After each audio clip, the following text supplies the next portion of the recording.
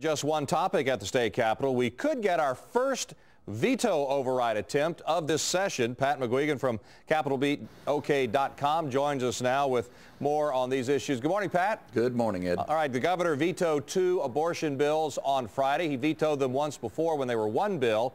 That veto was overridden. What are the prospects of these 2 individual bills getting an override? It'll be a real close call in the state Senate. In the House, the odds are pretty good. A little wrinkle in this is that it has an emergency clause, and therefore the legislature will need 3/4 vote, not the normal 2/3, to get to the number of votes needed to override.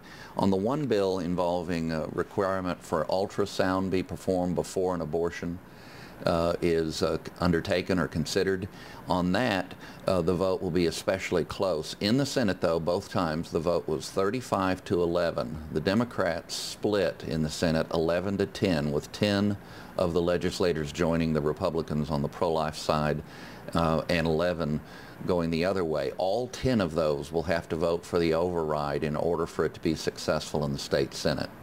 So will they have to pick up one of the 11 or just the 10? Just 10. It was 11-10 out of 21 right. senators. Yes, sir. Okay.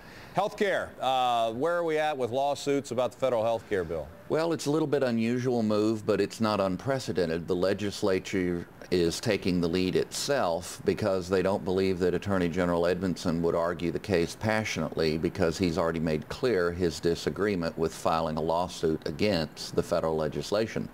So the Speaker and the President Pro Tem, Mr. Benj and Mr. Coffey, are going to get legislation through to authorize them as a statutory matter to take on the federal law in court. They'll be seeking pro bono counsel, they've said, in order to keep the costs down.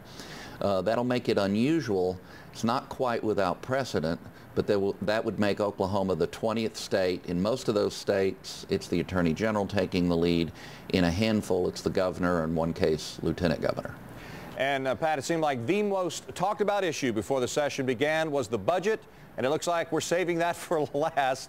The legislature asked state agencies to report back to them about what the impact of 10% budget cuts. Where are we at as now we're starting to get feedback on that? The feedback is that people are very concerned, especially the agencies that weren't somewhat protected from the last round. The agencies that have already taken roughly 10%, 7.5% to 10% or even more in cuts are really speaking with loud voices.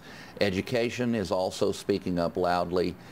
My hunch is that education will have to take larger cuts this time, but they still will not be comparable to the other agencies. Look for the other agencies to have another round of 10% plus or minus cuts, education in the 5 to 7.5% range. We'll see how that plays out.